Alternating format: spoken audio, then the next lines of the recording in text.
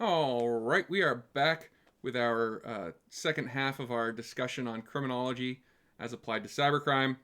We're going to start off this subsection by talking about the techniques of neutralization, which we've already discussed a little bit in previous sections.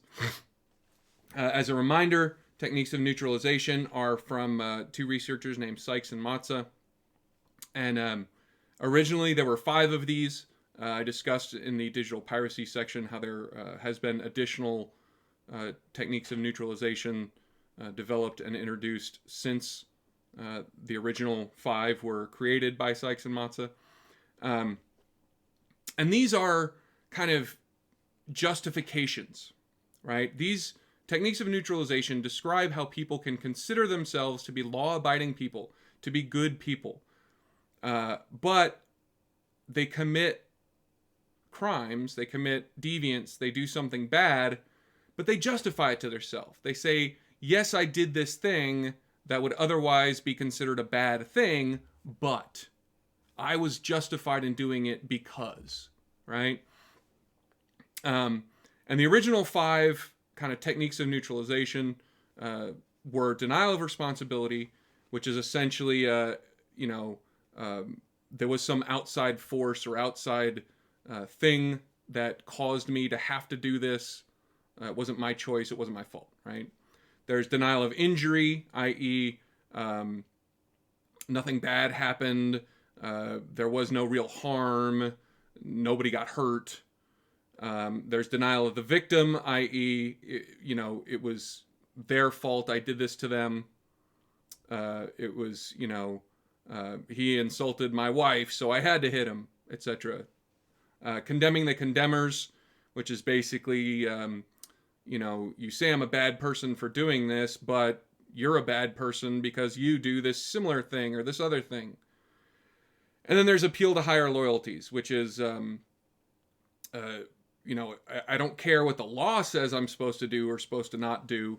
I care about what my group, my religion, my gang, etc. says, right? So, in other words, denial of responsibility, it's not my fault. Denial of injury is nothing bad happened. Denial of the victim says, it's the victim's fault it happened. Condemning the condemners is you would have done it too. And appeal to higher loyalties is it was the right thing to do for my group, right? So those were the original 5. These have been discussed and researched for a long time when it comes to regular crime, street crime, non-cybercrime.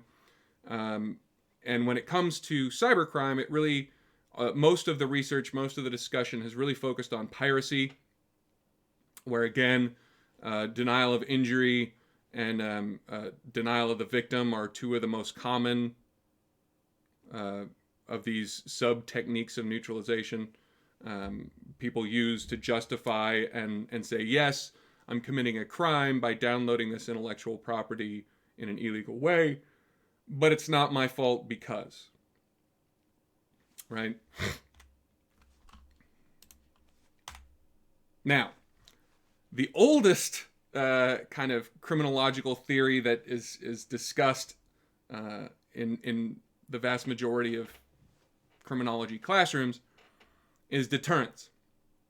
Deterrence goes all the way back to the Enlightenment, to an Italian named Cesare or Cesar, I'm not sure how to pronounce it, Beccaria. And Beccaria was the first of kind of the Enlightenment thinkers to really focus on crime and criminality and why people are criminals. And his ideas shaped and continue to shape law enforcement at all levels in the vast majority of countries around the world. And Beccaria says, look, humans at their core are hedonistic and rational. Hedonistic means kind of pleasure seeking. I want to maximize the pleasure in my life. I want to minimize the pain in my life, right? And then rational means I'm going to make decisions based on kind of logic and perceived chances of good things happening and perceived chances of bad things happening, right? And so every time I make a decision, I kind of take the evidence, for yes, do it versus no, don't do it, and I look at kind of the possible outcomes of this decision, and I think which one of these choices is going to maximize pleasure and minimize pain, right? I have this kind of weighing scale where, if I choose to do this, the possible pleasure versus the possible pain, the odds of the pain outweigh the odds of the pleasure, so I'm going to not do that, or the chance of lots of pleasure is heavily outweighed by the small chance of some minor pain, right? So, if that's true, if humans are indeed hedonistic and rational, then Beccaria said there are 3 things we need to do to decrease crime. If we want to prevent crimes of all kinds, we need to punish people in a way that is certain, swift, and severe, right? So certain in that every time they do the bad thing, they get punished. Not just sometimes, but every time. And then swift, meaning as soon as they do the bad thing, we need to make sure that punishment comes quickly. So they will rationally link that punishment in their mind to the bad thing they did. And then severe, meaning proportional. We can't just give people a small slap on the wrist punishment in return for a relatively major crime, right? We can't prevent, auto theft by fining people $50. We need to make sure that the punishment is proportionally severe to the crime that we're trying to deter based on this idea, right? Now, again, this is kind of an overly simplistic view of both deterrence and all these previous criminological theories that I've discussed in this section. But there has been tons and tons and tons of research on deterrence, both in traditional crime and cybercrime. And when it comes to cybercrime, the results are very, very similar to what we see when it comes to traditional crime, and that is basically that this doesn't seem to be the case. Increasing the certainty and swiftness and severity of punishment doesn't really seem to deter crime. There's a little bit of research that says the certainty of punishment might deter some crimes in some situations, but it really doesn't seem to affect how much crime happens. And kind of the takeaway from this is that people as a whole, as a group, are not hedonistic and rational. We're not making these logical decisions about what we should be doing or not doing based on maximizing pleasure and minimizing pain. We just don't work that way. We don't think that way. We don't behave that way. We don't make choices that way. As much as many of us might like to think we do, we just don't. That's human nature. All right. Routine activities theory. This is, again, one of the more modern ones. And it was developed by 2 researchers named Cohen and Felsen. And essentially what routine activities discusses, the kind of basic foundational idea here, is that for a crime to happen, you have to have 3 things. You have to have a motivated offender, a suitable target, and a lack of guardianship. And when those 3 things combine in time and space, a crime happens, right? So one of the kind of main areas of focus of routine activities theorists is to look at how people's routine activities, i.e., work programs and city designs and public transportation and all those things, can bring those 3 factors together in time and space in order for crimes to occur, right? When it comes to online interactions and online crime and cybercrime in general, there seems to be some support for this theory, right? So the increase in suitable targets increases the prevalence of crimes in the way that, you know, the more time people spend online, the more likely they are to be a victim. So the more they make themselves available as a target, the more likely they are to actually be a victim of a crime, right? So there seems to be at least something to the application of this routine activities model to cybercrime.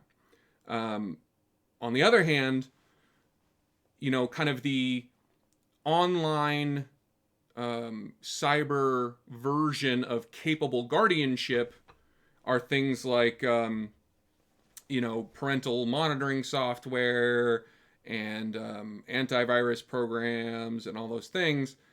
And those don't seem to have too much effect on victimization, right? So, you know, what we would think of, or what are kind of analogous to capable guardians or capable guardianship in an online environment, the increase in those doesn't seem to affect the number of crimes that happen too much.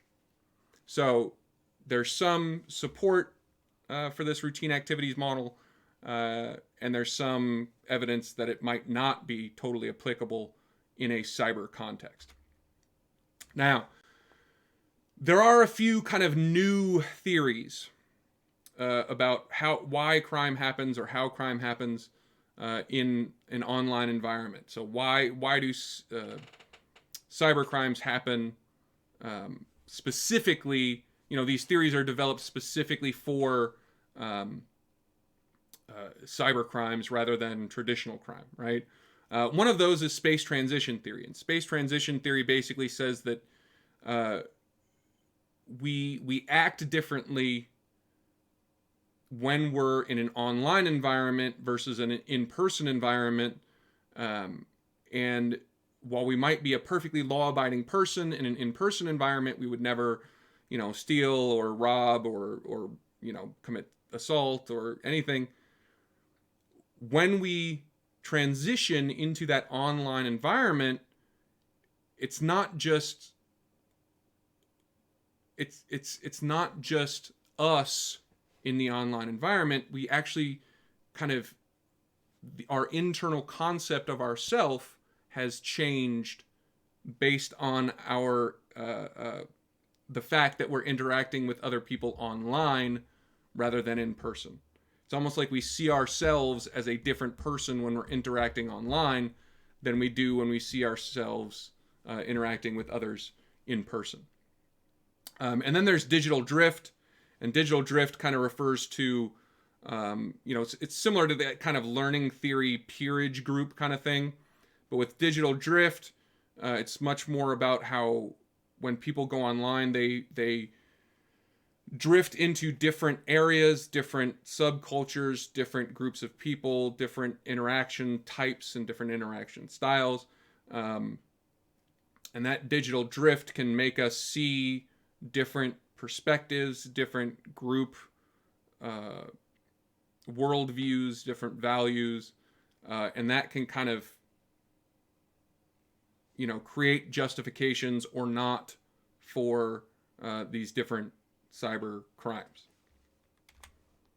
All right, that is the end of our section on criminology as applied to cybercrime. Once again, just to reiterate, this is a really, really brief, kind of absolute bare bones description of what these theories are and how they work.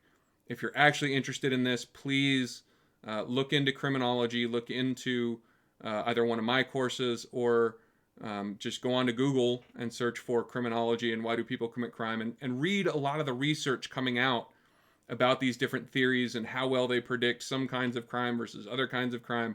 It really is a fascinating subject, and I really would encourage you to go out and learn more about this. But that's the end of this section. Thank you so much for watching. If you've made it this far, I really appreciate you watching these videos. I'll see you next time.